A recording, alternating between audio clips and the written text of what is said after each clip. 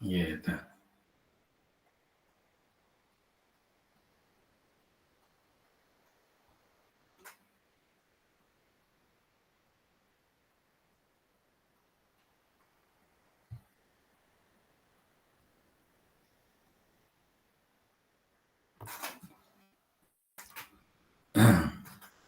Bismillahirrahmanirrahim.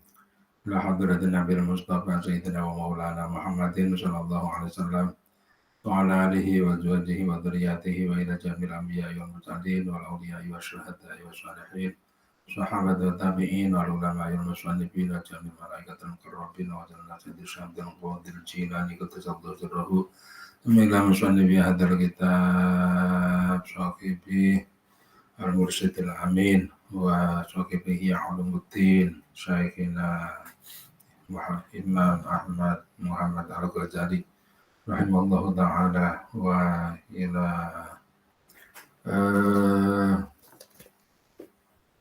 abi wa ammi wa zawjati wa jami' auladi thumma ila jami'atul nabi hadhihi majlis lillahi lahu malana al-fatihah a'udzu billahi minasyaitonir rajim bismillahirrahmanirrahim Ar-Rahmanir-Rahim Maliki yaumiddin iyyaka na'budu wa iyyaka nasta'in ihdinas siratal mustaqim siratal ladzina an'amta 'alaihim ghairil maghdubi 'alaihim waladdallin amin. Ini juga kita menghadiahkan Fatihah kepada teman-teman kita yang akan berangkat haji. Yang pertama Ibu Parwiyah, ini dari Kalimantan Selatan, yang juga ikut grup ngaji ini, tapi aslinya dari Bantul, berangkatnya dari Bantul, dari Yogyakarta. Yang kedua adalah Mbak Kusnul Purworejo, kemarin kita juga ke sana. Terus yang ketiga adalah Abdul Malik Hiyat, ini dari Kalimantan Utara, jadi Kalimantan Timur, Samarinda. Ya, Samarinda. Semoga diberi kemudahan semuanya, diberi kelancaran dan pulang, dan juga teman-teman lain yang mungkin berangkat tetapi tidak bisa kami sebut. Semoga diberi kelancaran, diberi kemudahan, dan pulang menjadi haji yang mabrur. Syai'lillahi lahum al-fatihah. A'udzu billahi minasyaitonir rajim. Bismillahirrahmanirrahim. Alhamdulillahi rabbil alamin arrahmanir rahim. Assalamualaikum warahmatullahi wabarakatuh. Alaihim ghairil maghdubi alaihim waladdallin amin.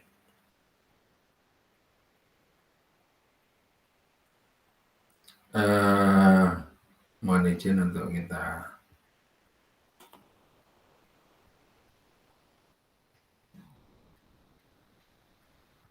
terakhir kemarin kita sampai kepada ini, dan ini terkait dengan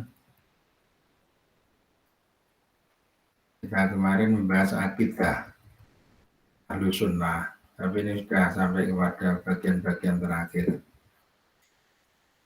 Saya lanjutkan. Bismillahirrahmanirrahim. Wa ya'taqida, dan jika beriktikad siapa man fadhilal sahabati, akan keunggulan sahabat, wa tartibihim, dan urut-urutnya sahabat, wa anna abdulan nasi, dan ini kita supaya juga memberikan keyakinan di dalam diri kita mengenai para sahabat, bahwa mereka itu adalah orang-orang yang unggul. Para sahabat itu beda dengan orang-orang yang selain sahabat, karena para sahabat itu hidup bersama-sama dengan para nabi.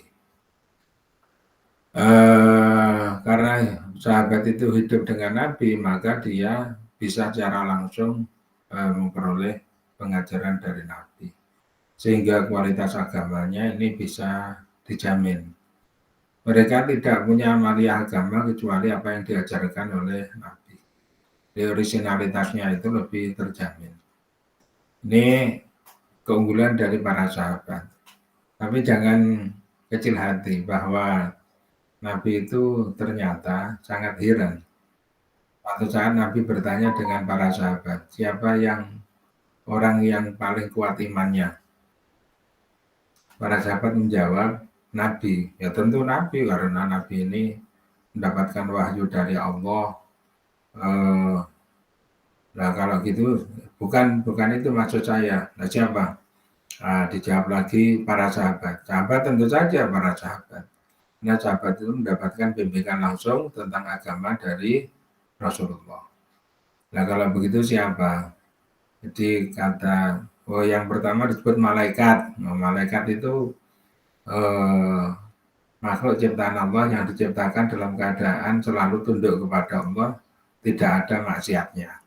Bukan itu yang saya maksud gitu. Kemudian jawab Nabi, bukan juga itu yang saya maksud. Para sahabat, bukan itu yang saya maksud. Kalau begitu siapa Nabi?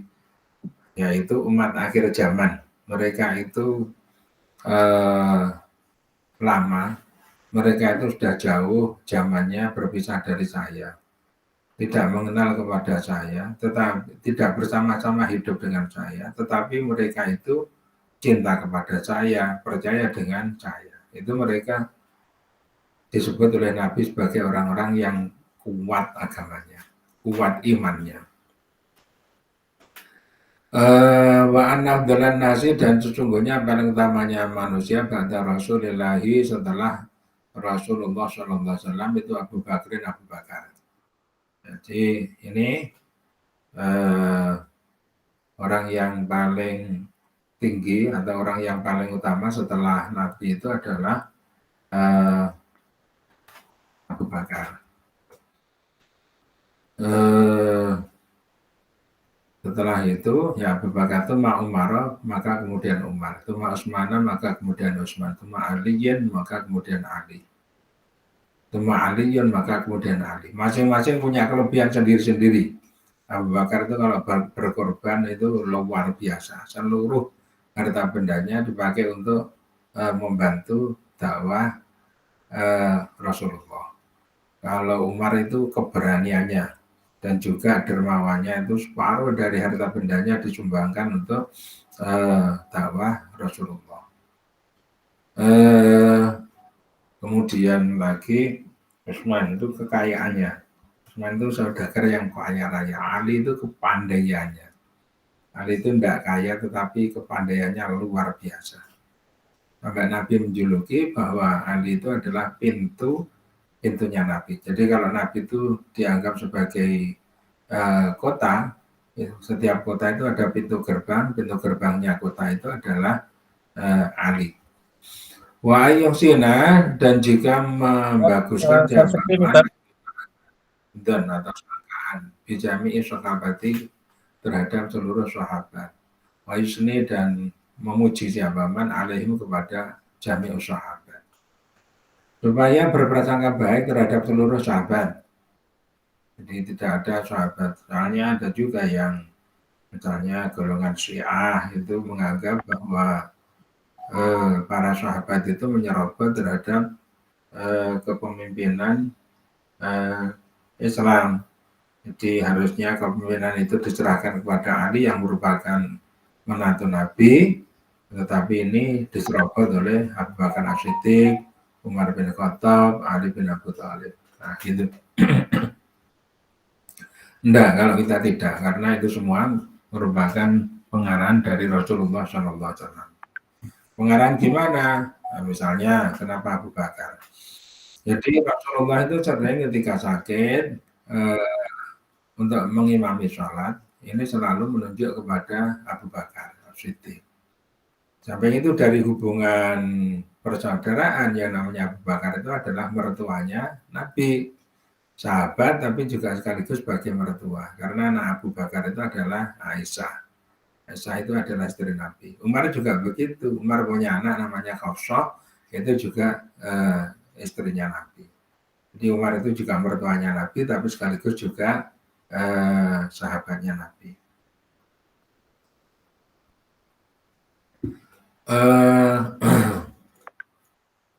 Sebagaimana sebagaimana memuji siapa Allah Ta'ala wa Rasuluhu, dan Rasulnya Allah SAW alaihi kepada ashab.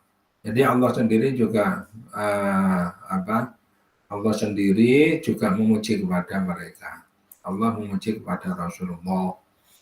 Fakullu dzalika, maka semuanya itu memang termasuk dari sesuatu waradat yang datang bihi dengan membawa apalah baru beberapa hadis.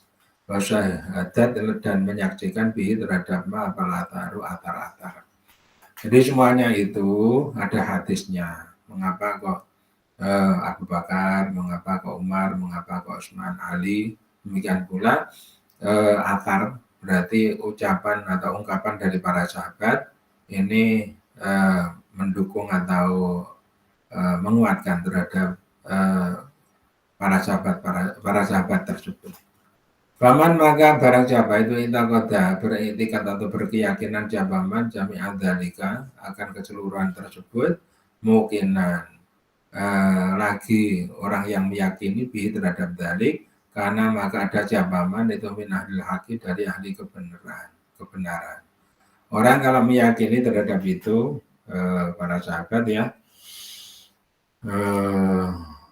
ini para sahabat Nabi itu banyak. Para sahabat Nabi itu adalah orang-orang yang hidup pada masa Nabi. Ada juga yang misalnya anak masih kecil, itu juga ada yang mendefinisikan termasuk dari para sahabat. Atau orang yang bayi, asalkan dia itu lahir dan masih menemui terhadap hidupnya Nabi, itu bisa ada yang mendefinisikan itu merupakan sahabat Nabi.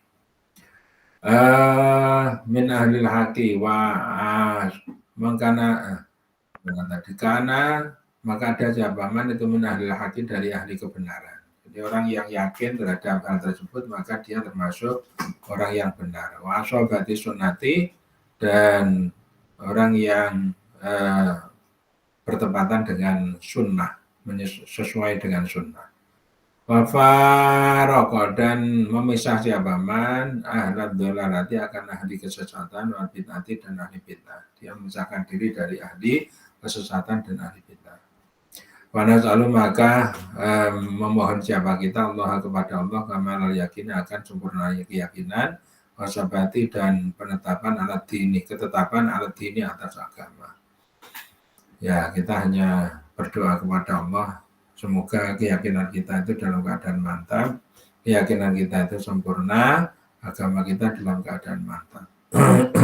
Lana untuk kita, wali kahabatil muslimina dan untuk seluruh orang-orang muslim, inna sesungguhnya Allah itu arhamur rahimina, zat yang paling sayang atau zat yang paling merahmati. Titik. Pasulun adapun suci pasal, fi wajib tadriji di dalam orientasi pentahapan ilal irsyadi untuk memberi petunjuk atau untuk mengajar. Jadi maksudnya adalah bagaimana kalau terkait dengan akidah ini apabila dihubungkan dengan anak-anak. Dan orang itu ya ada kalanya anak, ada kalanya remaja, dewasa, tua dan sebagainya. Bagaimana menanamkan akidah kepada anak? Wa'alam dan ketahuilah. An-nasobiya sesungguhnya anak di awalin nusu'ihi di dalam permulaan tumbuhnya sobi itu musta'adun disiapkan di qabul haqi untuk menerima terhadap kebenaran. Ketahuilah bahwasanya seorang anak itu ketika awal dia itu tumbuh kembang maka dia itu sangat siap untuk menerima terhadap kebenaran, berpotensi untuk menerima terhadap kebenaran. Jadi diajarkan Allah Tuhannya, jadi Allah Tuhanku, Muhammad Nabiku, Islam agamaku, Al-Quran kitabku, ya, Al-Quran kitabku, Muhammad Nabiku, Al-Quran kitabku, nah, terus dan seterusnya. Ini mudah sekali dihafal oleh anak-anak, mudah sekali diingat oleh anak-anak. Ajarilah yang benar-benar, ajarilah siapa Tuhannya, ajarilah apa kitabnya, ajarilah apa agamanya, ajarilah siapa para sahabat, ajarilah siapa kemana dia itu menyembah, arahnya itu ke arah kiblat. Min ghairi burhanin dengan tanpa bukti bi fitratillahi ta'ala karena adanya fitrah dari Allah Ta'ala. Jadi mengajari tauhid kepada anak ini tidak perlu dengan bukti-bukti yang hebat, tidak perlu dengan bukti-bukti yang detail. Cukup secara global begitu saja supaya mudah diingat. Karena dia sebenarnya sudah punya potensi untuk menerima itu dari fitrah yang dibawakan oleh Allah SWT kepada dirinya pada saat dia diciptakan oleh Allah. Jadi kemarin pada waktu Syawalan telah kita jelaskan bahwa yang namanya janin itu sebenarnya pada saat umur 4 bulan di dalam kandungan dia itu sudah dijanji, dia itu sudah dibuat janji oleh Allah Ta'ala mengenai pengenalan terhadap Tuhannya, dan roh yang diberikan pada janin itu mengakui bahwa di depannya itu adalah Allah SWT. Itu adalah fitrah yang dibekalkan kepada janin. Alastu birabbikum qalu bala syahid. Nah, surat Al-A'raf itu menyatakan seperti itu. Oleh karena itu berbekal dari itu apabila orang anak ini kemudian dirancang sedikit saja mengenai akidah yang pokok yang sifatnya global, itu mudah sekali untuk bisa menerima. Wal yulki, maka supaya menemukan jawaban ilahi kepada sobi tarjamatan akidati akan pengertian akidah hatta yafadha sehingga menghafal siapa sobi. Jadi silakanlah diberi akidah-akidah yang simpel dalam bentuk misalnya tanya jawab juga boleh. Saya dulu ketika masih kanak-kanak diajari pertanyaan, diajari perang, seni perang. Saya bagian menanya, teman saya bagian jawab. Berpenampilan seperti malaikat mungkar, nangkir, menanya manusia dalam kubur. Siapa Tuhanmu? Temannya menjawab, Allah Tuhanku. Apa agamamu? Islam agamaku. Apa kitabmu? Ya gitu. Apa kitabmu? Siapa nabimu? Apa kitabmu? Dan seterusnya. Ini adalah pengajaran kepada tauhid kepada anak-anak. Dia itu hafal ya. Termasuk juga kewajiban mengerjakan sholat. Rukun Islam, rukun iman. Ini bagian daripada tauhid. Rukun Islam, rukun iman. Saya ketika usia SD di musola di Langgar itu diajari rukun Islam. Sebenarnya rukun Islam itu ya gampang dihafalkan, tapi diberi nyanyian agak panjang. Rukun Islam 5 perkara, mari kita mengerjakannya. Rukun Islam 5 perkara, mari kita mengerjakannya. Mula pertama kita mengucap 2 lafaz kalimat syahadat.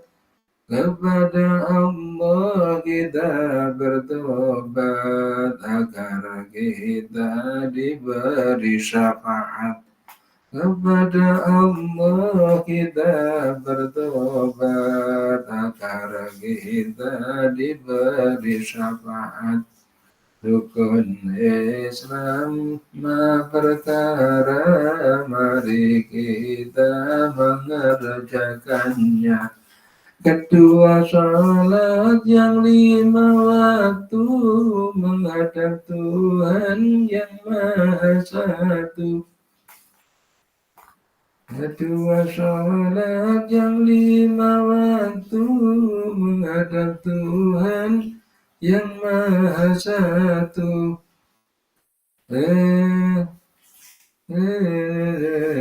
Lupa ya saya.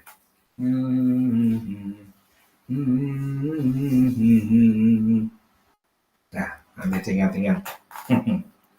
sampai 5. Jadi ya ada yang di kampung itu cuma jida, terola, terukat, patso, moji, iji syahadat, loro sholat, telu zakat, 4 puasa, 5 haji, itu ya sudah cukup.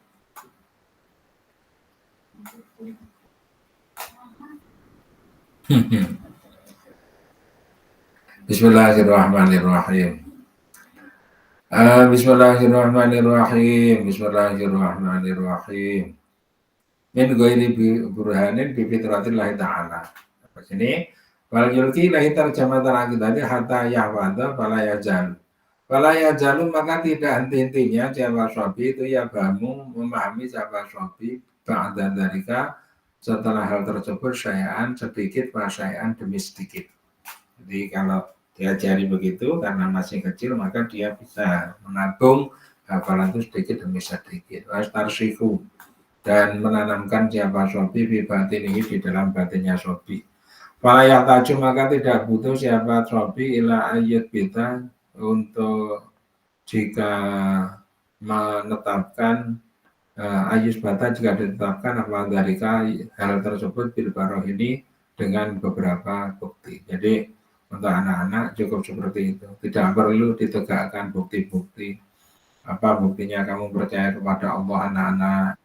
Nanti pusing malah nggak terjawab, malah kalau nggak jawab apalagi dituduh kafir itu malah bahaya.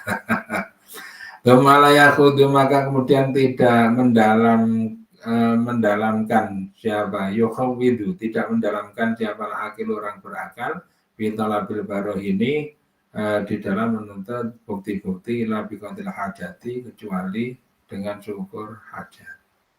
Gemalaya khudu al akilu. Jadi untuk orang yang gede, untuk orang yang berpikir, maka dia juga jangan mendalami untuk mencari bukti-bukti kecuali seukur kebutuhan. Karena bukti-bukti itu tidak ada habisnya ya. Jadi butuhnya saja itu seberapa.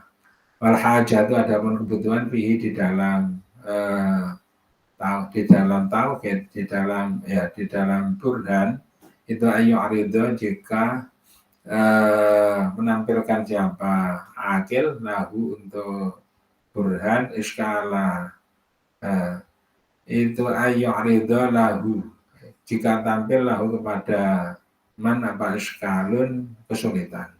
Jadi kebutuhan itu adalah jika ada kesulitan menemukan masalah yang terkait dengan tauhid, baru kemudian dicari jawabannya itu seperti apa. Tasoda maka mencari solusi siapa man lima kepada sesuatu yajiluhu akan mahu kepada iskal.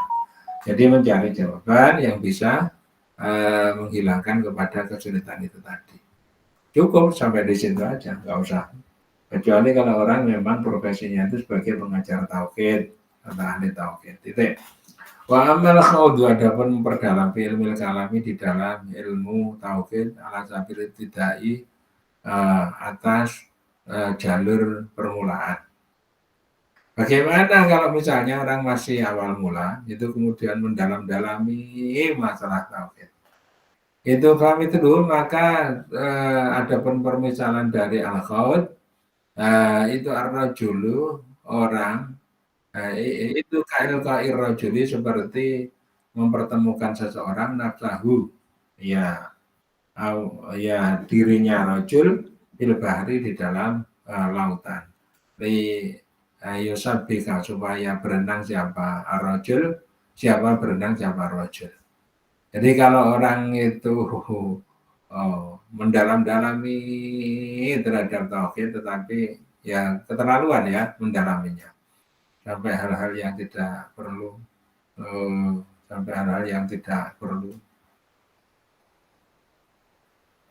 ini kemudian nanti akhirnya bisa pusing ya orang kalau seperti itu. Jadi ya yang penting bahwa kita ini sudah, kalau kita ya lebih argumentatif lah kita ini ya untuk hal-hal tertentu misalnya yang terkait dengan adanya orang bertanya, apalagi kita ini mengajar kepada orang lain, apalagi misalnya kita ini orang fisika misalnya, orang fisika itu terkait dengan ayat-ayat kauniyah itu perlu dipahamkan kepada orang. Jadi sudah selayaknya itu hal yang menyangkut kepada kehidupan kita. Ini mudah sekali apabila kita jadikan sebagai alat untuk menanamkan tauhid kepada murid-murid kita.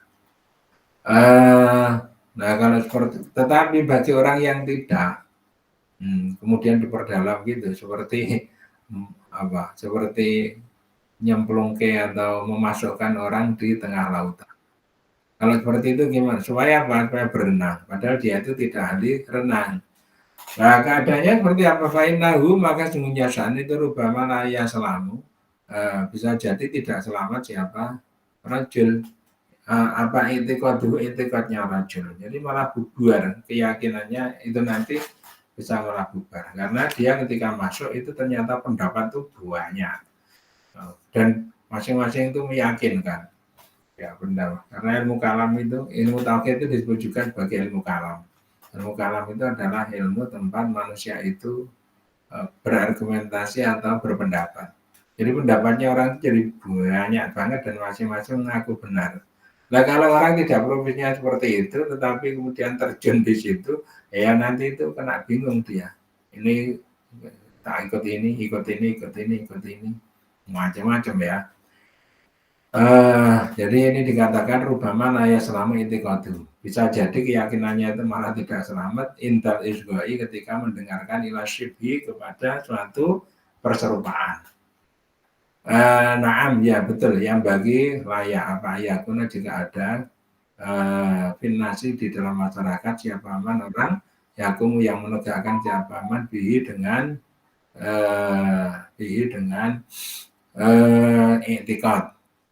Memang selayaknya ada dalam masyarakat seorang tokoh yang memahami masalah i'tikad untuk apa? Untuk berada di tengah masyarakat, untuk membimbing terhadap orang-orang yang membutuhkan bimbingan dalam masalah tauhid itu. Idza masad ketika menyentuh atau membutuhkan apa hajat itu kebutuhan ilahi kepada man.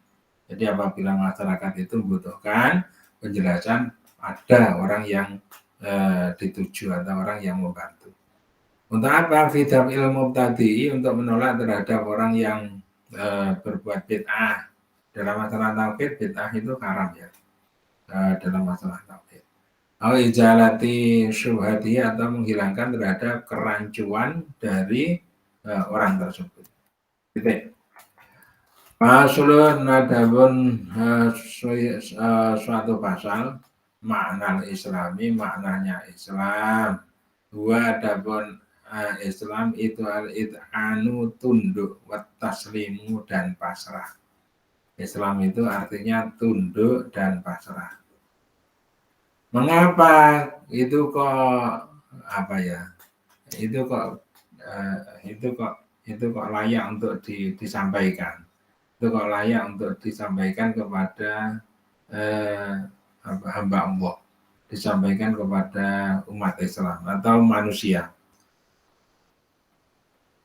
Karena memang Tuhan kita yang menciptakan kita, alam semesta dan seisinya itu adalah Tuhan yang maha hebat, yang membuat aturan, yang aturannya itu juga sangat hebat, yang selayaknya bagi manusia itu hanya mengikuti kepada aturan yang dibuat oleh Tuhan kita itu tadi. Ya berpendapat ya boleh, tapi tidak ada artinya sama sekali. Pendapat itu karena apa? Allah itu maha benar. Allah itu maha benar. Jadi tidak dibutuhkan lagi musyawarah untuk menentukan pendapat yang terbenar itu mana. Bagi Allah itu sudah benarnya itu mutlak. Manusia itu yang dituntut untuk tunduk dan pasrah kepada Allah. Tapi wa makna imani dan adapun maknanya iman itu wahya iman itu qabulul qalbi, menerimanya hati. Jadi kalau iman, jadi kalau Islam itu terkait dengan rukun Islam. Kalau dipisah-pisah ya, kalau hati terkait dengan iman. Iman kepada Allah, iman kepada malaikat, iman kepada kitab, iman kepada Rasul, iman kepada hari akhir, iman kepada takdir. Wallahu adapun Allah Ta'ala itu dzakarahuma. menyebutkan siapa Allahumma kepada Islam dan iman bil Qur'ani di dalam Quran marratan sekali. Allah menyebutkan iman dan Islam di Quran itu sekali. Farada, maka menghendaki siapa Allah bima dengan iman dan Islam saya akan sesuatu wajidan satu. Jadi kadang-kadang sekali Allah menyebutkan dalam Al-Quran itu sekali. Kalau penyebutannya sekali, maka yang dimaksud dengan iman dan Islam itu satu, bukan terpisah. Jadi kalau penyebutannya dalam Al-Quran itu dalam satu ayat itu sekali, maka berarti iman dan Islam itu sudah mencakup di dalam ayat itu. Ayatnya misalnya fa'akhrajna faqala maka berfirman siapa Allah Ta'ala fa'akhrajna maka mengeluarkan siapa kami man akan orang karena yang ada itu pihak di dalam siapa man itu pihak di dalam daerahnya Nabi Lut minal mu'min dari orang-orang mukmin. Fama wajadna maka tidak menemukan siapa aku pihak di dalam wilayahnya atau daulahnya Nabi Lut ghairu baitin selain satu rumah minal muslimina dari orang-orang muslim. Jadi ini adalah ayatnya terkait dengan penyelamatan keluarga Nabi Lut oleh Allah Subhanahu wa taala. Waktu sebelum subuh, ini malam hari malaikat yang 4 itu sudah memberitahu kepada Nabi Lut karena malaikat itu diutus oleh Allah untuk menghancurkan terhadap daerahnya Nabi Lut karena perilakunya yang homoseksual atau LGBT. Fa'akhrajna man kana fiha minal mu'minina fama wajadna fiha ghairu baitin minal muslimin. Di sini nih saya mengeluarkan, jadi Allah mengeluarkan orang di dalam daerah itu dari orang-orang mukmin. Kami tidak menemukan dalam daerah itu kecuali hanya satu rumah, yaitu rumahnya orang-orang muslim. Di sini kata mukminin muslimin dijadikan dalam satu ayat. Kalau seperti ini artinya sama saja. Maksudnya kalau mukminin itu ya berarti muslimin itu berarti ya mukminin. Itu kalau dalam satu ayat dua-duanya disebut. Dan saat itu dalam rumahnya Nabi Lut itu hanya ada 13 orang. Jadi satu rumah. Jadi seluruh masyarakat, seluruh kampung, bayangkan seluruh kampung semuanya itu LGBT. Yang dakwah di situ ada Nabi Lut, berarti Nabi Lut itu berada dalam ancaman betul. Wah ya berat itu ya, karena tidak ada pembelanya, tidak ada temannya untuk berdakwah, dimusuhi. Maka itu diselamatkan oleh Allah Ta'ala. Jumlahnya 13 orang. Istrinya Nabi Lut saja satu orang itu tidak mau bersama dengan Nabi Lut karena membela kepada kaumnya Nabi Lut itu. Itu malamnya pun dan tidak ada illa baitun kecuali rumah wahidun yang satu. Di daerah itu hanya ada rumah satu yang beridentitas sebagai rumahnya orang muslimin. Itu. Wa dzakarahuma dan menyebut siapa Allahumma akan muslimin dan muslim dan mukmin atau Islam dan iman marratan suatu saat bermakna ya ini dengan dua makna. Suatu saat Allah itu yang di atas tadi menyebut dua itu dengan satu arti, tetapi suatu saat menyebut dengan dua arti mukhtalifah ini yang berbeda keduanya. Biqaulihi di dalam firman Allah Ta'ala qalatil arabu amanna kullam tu'minu walakin qulu aslamna. Qalat berkata siapa Arabu orang Arab Badui amanna telah beriman siapa aku. Jadi orang Arab Badui pergi kemudian mendekat kepada Nabi kemudian mengatakan saya telah beriman. Ya nggak gampang ya mengatakan beriman itu nggak gampang karena di sini beriman itu persoalan hati Kul ucapkanlah olehmu Muhammad, lam tu'minu belum beriman siapa kalian, walakin kulu tetapi ucapkanlah olehmu semua aslamna telah Islam siapa kami. Jadi kalian itu baru berislam, belum beriman. Makanya di atas tadi kalau yang namanya Islam itu terkait dengan secara fisik, lisan, ucapan ya. Ucapannya seperti apa, itu adalah muslimin. Tetapi kalau mukminin hatinya seperti apa. Jadi kalau orang Islam mengerjakan rukun Islam, dia sholat, bersyahadat, berzakat, berpuasa, berhaji. Tapi kalau iman itu kaitannya dengan hati, iman kepada Allah dan seterusnya. Yakni mengendaki siapa musannaf pengarang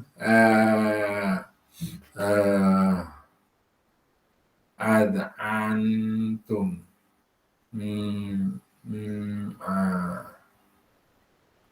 walam tan syarih bihi sudurukum, ya baru tunduk siapa kalian semuanya, walam tan syarih dan belum longgar bihi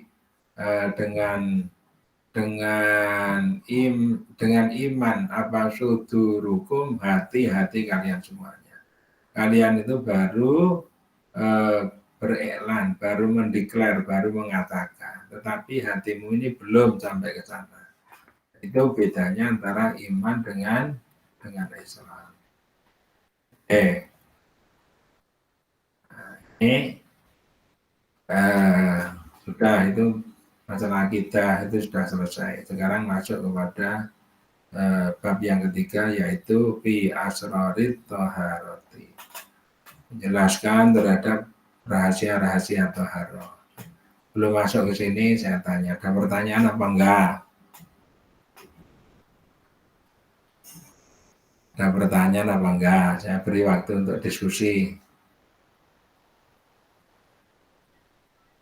Ustaz, itu screen-nya, share screen-nya dereng Ustaz.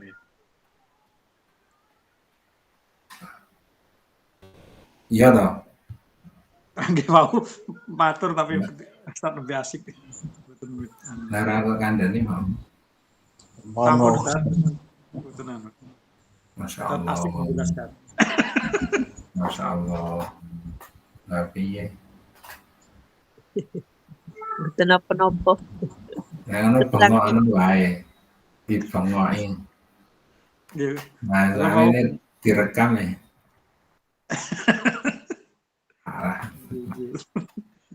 Oh. Nah, sekarang ada pertanyaan apa enggak? Mumpung belum masuk ke bab yang ketiga. Dereng Ustaz, sampun. Yang lain.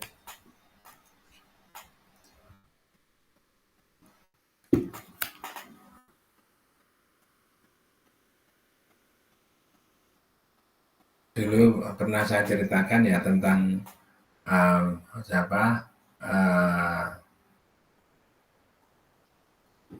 Kharija bin Malik. Bagaimana kabarmu Kharija? Asbahtu mu'minan hakikian ya Rasul. Saya pagi ini merasa menjadi mukmin sejati. Oleh Rasulullah kemudian ya ditanya, ngomong gampang men. Ya mestinya kudu ana buktine. Ternyata betul bahwa Kharija bin Malik itu punya bukti. Buktinya adalah ketika siang hari dia itu selalu menjalankan puasa. Ketika malam hari dia selalu melek. Mulai terus dia jalankan. Akhirnya suatu saat ketika tidur dia bermimpi kiamat itu seolah-olah sudah terjadi. Ini ingat loh ya, jadi mimpi itu ada mimpi yang benar loh ya. Bukan mimpi Allah mau mimpi. Karena apa? Oleh Rasul ini direkomendasi. Mimpi kiamat sudah terjadi. Saya mendengar jelerit-jeleritnya ahli neraka. Mengerikan sekali suaranya. Nah, padahal ini neraka juga belum diisi kan, karena belum ada kiamat. Tetapi proyeksi atau gambaran daripada neraka ini sudah diperdengarkan oleh Allah. Berarti apa? Kejadian besok ini sudah ditarik menuju ke masa sekarang. Kejadian besok, luar biasa. Begini nih loh ya, kejadian yang bersifat prediktif. Manusia memang harusnya, manusia itu diberi kemampuan untuk prediksi, itu diberi. Di ilmu numerik itu juga ada kok yang namanya prediktor, kemudian ya ada prediktor. Kalau nggak salah itu dipelajari di dalam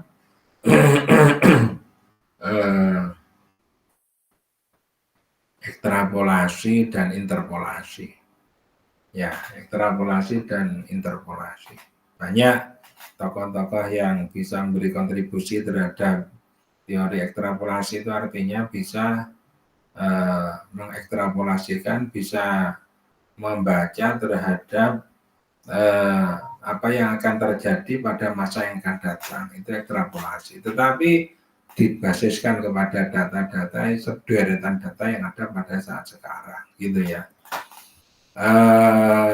Ya misalnya seperti itu, menentukan hari raya, itu pakai ngitung, itu kan data-datanya itu yang ada data sekarang, kemudian diproyeksikan untuk waktu yang akan datang. Data sekarangnya itu harus betul-betul mantap. Ini contohnya saja kayak gitu. Kemudian pergerakan ekonomi dunia atau di suatu negara ini seperti apa? Data-datanya harus lengkap, kemudian nanti dipakai untuk membaca kondisi ekonomi pada masa yang akan datang. Kalau tokoh di Amerika itu ada yang namanya Alvin Toffler, yang dia memiliki buku namanya Gelombang Ketiga, The Third Wave. Dulu dia itu terkenal di era tahun sekitar 90-an, ya 90-an berapa gitu. 89, 90, 91, 92 gitu. Karena prediksinya mengenai 300 tahun yang akan datang, profil dunia itu seperti apa. Jadi dia membagi negara-negara di dunia itu ke dalam 3 gelombang. Gelombang 1 ini negara-negara maju. Gelombang 2 itu negara-negara yang masih transfer teknologi. Gelombang 3 itu negara berkembang.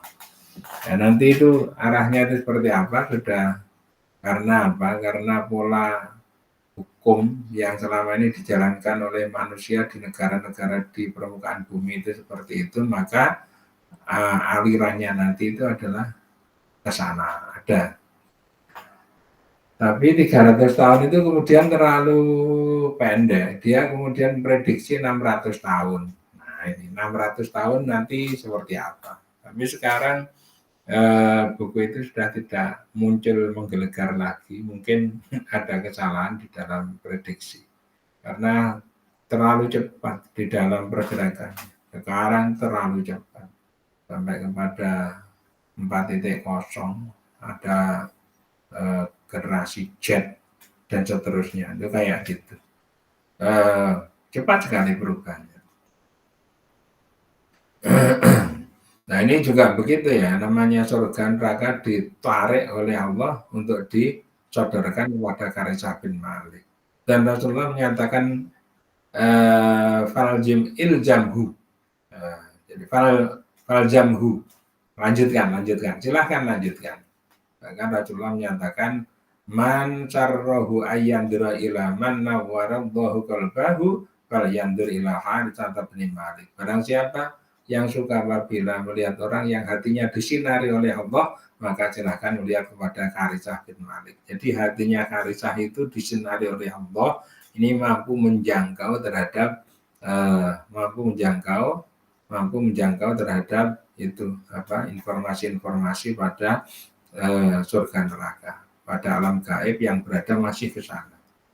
Nah, saya kira ya panjenengan semuanya ini semoga pada punya pengalaman seperti itu.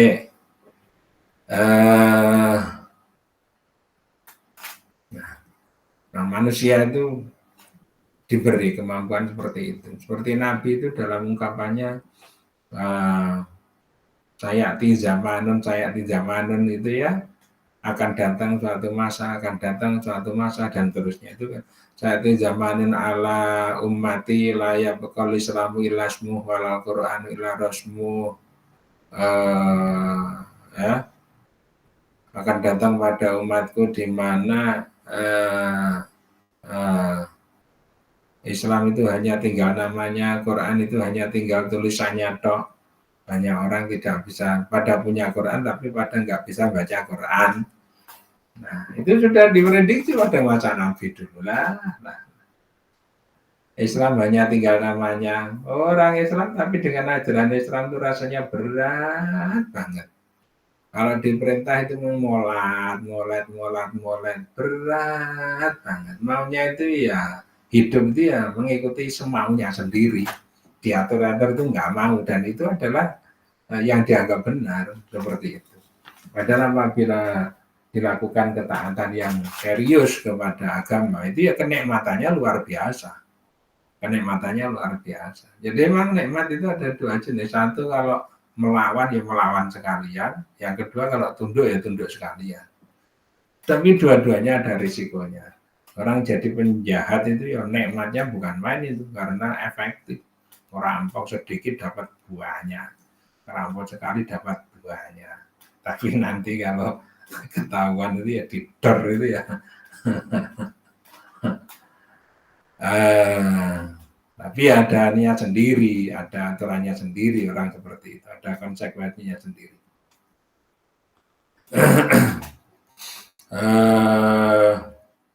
Al-babu itu bab yang ketiga, fi asrari taharati, di dalam rahasia bersuci. Di dalam rahasia bersuci. Bersuci itu ada bentuk fisiknya, tetapi ada bentuk hidden, ada yang tersimpan. Kira-kira yang tersimpan di dalam orang melakukan bersuci itu apa? Bersuci ya. Bersuci. Ya kita kaji saja bagaimana ajaran kita ini diberikan oleh Rasulullah. Qala, bersabda siapa Rasulullah SAW, al-wudu, adapun wudu itu syatrul imani, sebagian dari iman. Wudu, sabda Rasul, wudu itu sebagian dari iman. Artinya orang itu kalau gemar berwudu, orang itu kalau melakukan wudhu, maka dia sudah termasuk punya iman. Nah, sekarang imannya itu baik apa enggak? Ya tergantung. Ada di wudhu itu enggak tertarik, enggak mau. Karena dengan berwudhu itu menyebabkan orang itu jadi hilang ngantuknya. Kepenginnya masih ngantuk-ngantuk dan masih tidur sebentar lagi, tidak segera berwudu. Saya tuh punya kok, orang itu kalau mendengar adzan tuh jengkelnya luar biasa, itu Masya Allah. Ada orang rumahnya mepet di musola, itu kalau dengar adzan itu rewel saja. Kalau pas kerja bakti itu ya minta supaya speakernya itu arahnya itu yang menjauh dari rumahnya, karena kalau mendekat itu selalu mengganggu terhadap detak jantungnya dia. Nah, Insya Allah, kok ya nggak takut kepada yang membuat manusia, nggak takut kepada yang membuat suara, orang seperti itu. Padahal adanya juga tidak jelek, ya baik, bisa dinikmati. Allahu Akbar, Allahu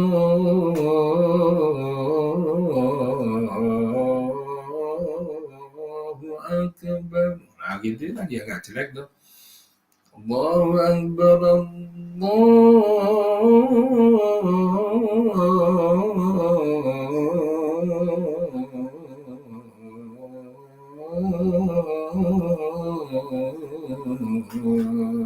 Akbar. Mana? pengen pindah rumah. Ada orang yang sukanya rumah itu menjauh dari masjid ya, karena kalau dekat dengan masjid tiap saat diberi bagi sama adzan saja. Nauzubillah min dzalik. Coba ini dididik, artinya ini dididik bagaimana supaya menjadi orang yang benar, yaitu dekat dengan yang menciptakan terhadap kita. Al-wudu syatrul iman. Berwudu itu adalah sebagian dari iman.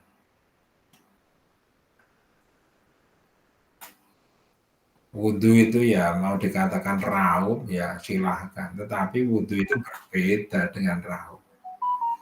Berwudu itu ada niatnya. Orang dengan niat itu sudah merupakan upaya untuk mengatur terhadap air wudhu tadi supaya berbeda dengan air yang bukan wudhu. Ada ya, kita semuanya sudah pernah mendengar orang Jepang yang meneliti dengan mikroskop elektron perbesarannya sampai berapa 100.000, 1 juta kali ya mikroskop elektron.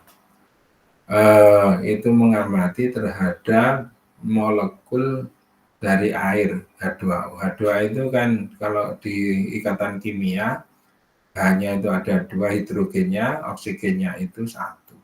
Oksigen tapi punya tangan 2 sehingga menggandeng hidrogen dan hidrogen. Jadi HOH gitu. Hidrogen HOH. Mungkin bisa saya tunjukkan. Molekul hidrogen. Molekul air. Gambarnya seperti apa? Nah ini HOH. Nah ini loh yang bagian ini molekul air dapat membentuk kristal. HOH, HOH. Ini sudutnya sekitar 104 derajat. 104 derajat. Jadi antara HOH ini sudutnya sekitar 104 derajat. Kenapa 104? Ya Allah menciptakan dalam dunia mikroskopis bahwa sudut antara molekul antara HOH itu adalah 104 derajat. Ini berarti sudah khilqahnya air, molekul air seperti ini. Kalau tidak diberi wudhu, maka bentuk seperti ini seperti bumerang ya, itu kan banyak. Kalau satuan itu kan banyak, ini karena ukurannya adalah ukurannya adalah 10-12 itu ya berarti 5 meter. Kecil sekali. Kalau air satu cawuk atau satu tangan gitu, itu jumlahnya ya sangat banyak. Nggak cuma berjuta-juta, sangat banyak kayak gini. Cuma kalau kayak gini ini formasinya tidak teratur, maka tidak ngefek. Nah ini seorang Jepang namanya siapa? Imoto gitu. Itu kayak gini loh ya. Ini adalah bentuk dari molekul air ketika didoai, ketika dibacakan apa, tetapi kalau didekatkan dengan musik yang breng itu tidak membentuk, kocar kacir, tidak ada formasi yang baik. Ini ada before, ada after. Nah ini before, molekul air bentuknya seperti ini sebelum, tetapi after setelah didoa ini molekul air bentuknya kayak gini. Ini kalau di formasi yang masih orisinil kayak gini, ini jadi teratur sekali. Jadi bentuknya ya seperti ini, jajar-jajar jumlahnya banyak sekali. Nah itu kalau dipakai untuk berwudu, masuk dalam tubuh kita, itu bisa masuk ke jaringan, masuk ke sel-sel secara teratur. Kalau secara teratur ada efeknya. Nah, tetapi kalau nggak teratur, nggak ada efeknya. Ini kalau kita dipijeti itu kan ler, ada efeknya. Tapi kalau kejatuhan itu nggak ada efeknya, kecuali malah tambah sakit. Ya kejatuhan itu ya sebenarnya mijeti, tetapi tidak ada kesadaran sama sekali sebelumnya, tidak ada kontrol sebelumnya, sehingga malah jadi penyakit. Tapi kalau seperti ini masuk, dan ini secara masif, tersusun teratur banget gitu, masuk ke dalam jaringan tubuh, maka bisa menjadi obat atau efek dalam tubuh kita. Makanya itu kalau dikatakan berwudu itu sebagian dari iman. Ini kira-kira gimana? Statement agama seperti itu. Maknanya dari iman itu seperti apa? Iman itu artinya kalau kita percaya, karena ini berasal dari Rasulullah dan Rasulullah itu mendapatkan bimbingan dari wahyu, maka ini adalah statement yang mutlak kebenarannya. Pembuktian nanti atau sekarang sama saja. Ya, pembuktian mau dibuktikan asalkan alatnya itu sudah ada, mau nanti mau sekarang itu sama saja. Berwudu merupakan sebagian dari iman karena ada khasiatnya ketika orang itu menjalankan wudu. Apa diantaranya? Wajah itu menjadi ceria. Orang itu bisa menghambat terhadap ketuaan, bisa menghambat kepada ketuaan. Orang yang karena ada orang yang umurnya baru tapi sudah kelihatan itu ada. Tapi ada juga orang yang saya sering mencontohkan itu seperti siapa? Nabi Uzair sama Ashabul Kahfi. 309 tahun tambah 20 tahun kok seperti umur 20 tahun. Dan seperti umur 17 tahun. Umur 120 tahun seperti umur 20 tahun, yang satu umur 309 tambah 17 tahun seperti umur 17 tahun. Lah. Iman ya, iman. Kita percaya kepada tuntunan agama kita. Dan kebenarannya adalah mutlak. Waqala dan bersabda siapa sallallahu alaihi wasallam, bunia dibangun apa dinu agama lan nadzafati atas kebersihan. Agama kita itu dibangun pada fondasi kebersihan. Nah, ingat, jadi kalau ada orang Islam tapi kumuh, itu bukan ajaran Islamnya.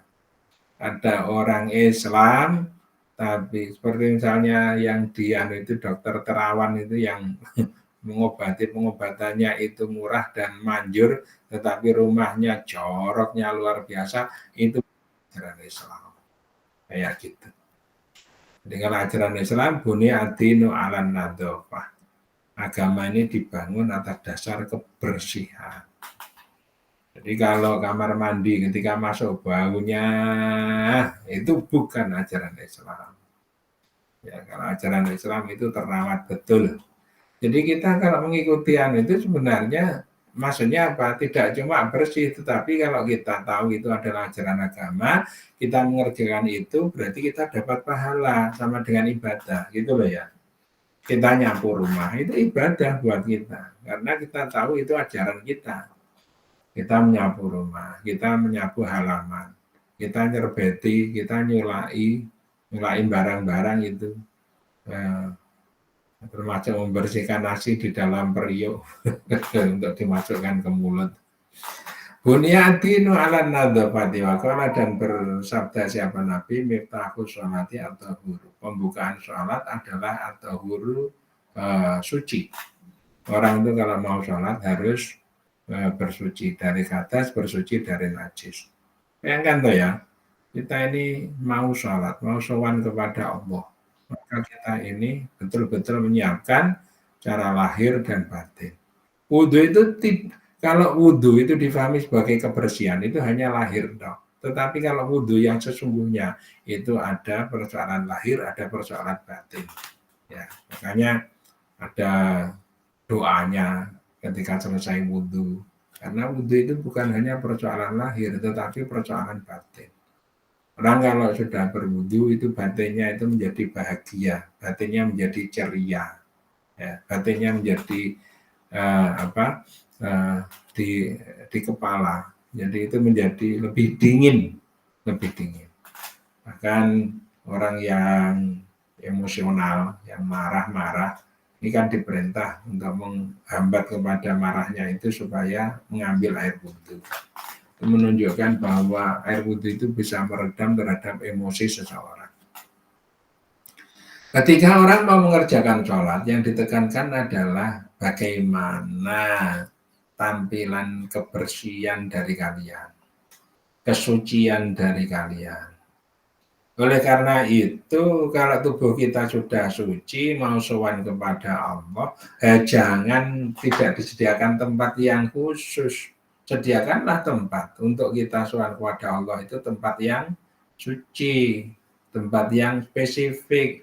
Kalau punya rumah, tolong rumahnya itu ada bagian kamar tertentu untuk menyembah kepada Allah, untuk sholat. Jangan bagi orang Islam, sholatnya hanya di samping tempat tidur, beralaskan koran, atasnya kasih sajadah, di situ. Giliran tidur, diambilkan kasur busa yang empuknya bukan main, dienak-enakkan, selimutnya juga bagus, kemudian spraynya juga bagus, bantalnya bagus, tempat tidurnya dihiasi supaya nyenyak betul. Tetapi giliran sholatnya sajadahnya saja sudah sajadah lama bertahun-tahun karena ditaruh di lantai terus, maka bagian bawahnya sajadah itu sudah agak gripis-gripis gitu. Jarang dicuci juga, Masya Allah. Ya jangan begitulah. Saya juga melihat manusia itu misalnya membuat hotel, giliran tempat sholat nanti itu didekatkan ke dapur yang ada suaranya mesin memasak, kompor masak, horok. Begitulah kelakuan manusia itu dalam memperlakukan terhadap Tuhannya, padahal Tuhannya itu adalah zat yang memberi rezeki kepada dia. Tuhannya itu adalah zat yang menciptakan kepada dia, Tuhannya itu adalah zat yang memberi kekuatan kepada tubuhnya. Waqala, dan berfirman Allah Ta'ala, fihi rijalun yuhibbuna ayyatatahharu. Fihi rijalun yuhibbuna ayyatatahharu wallahu yuhibbul mutahhirin. Ya, di dalam masjid itu ada itu di dalam masjid rijalun ada orang-orang yuhibbuna yang pada cinta siapa rijal, ayyatatahharu jika bersuci siapa rijal, al-ayat. Di dalam masjid itu ada orang-orang yang cinta untuk bersuci, mensucikan terhadap batinnya. Orang itu kalau batinnya suci, kelihatan menjadi ceria gitu. Orang seperti ini bisa menjadi referensi untuk sehat hidup. Untuk hidup yang sehat. Sehat hidup itu sehat di dalam lahirnya dan sehat pula di dalam batinnya. Agama kita itu sebenarnya memberi SOP seperti itu. Menjadi orang Islam itu sebenarnya sangat unggul. Sangat unggul lahir, unggul batin. Nanti belum dibahas masalah air wudhu itu seperti apa gitu. Oke, ini karena sudah jam 21:22, saya kira saya cukupkan sekian dulu. Ini tanggal sampai di sini 23 bulan 5.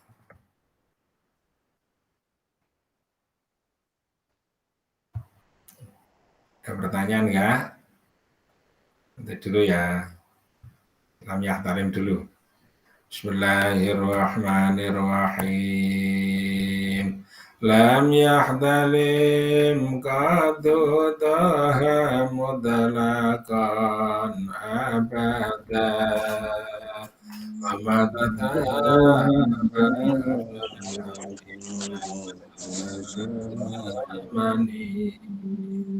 Udawabu falam tahab waqa'at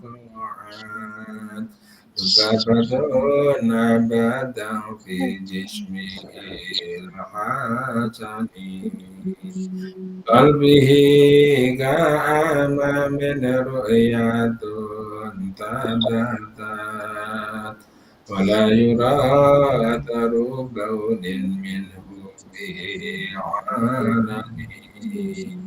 qalbuhu lam yanam wal ainu qad na'asat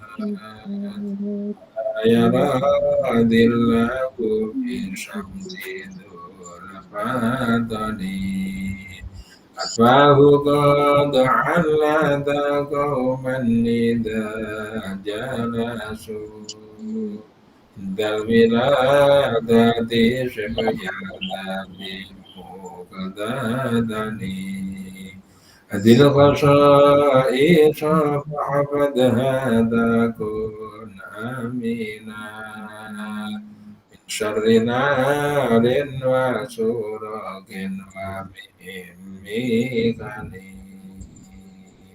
Alhamdulillahi rabbil alamin.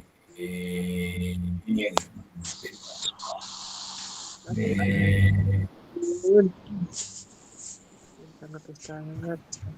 Nggih. Allah. Insya Allah. Nggih. Ini saya dulu rekamannya saya kita akhiri dengan pada majelis Bismillahirrahmanirrahim. Asyhadu an la ilaha illallah. Assalamualaikum warahmatullahi wabarakatuh.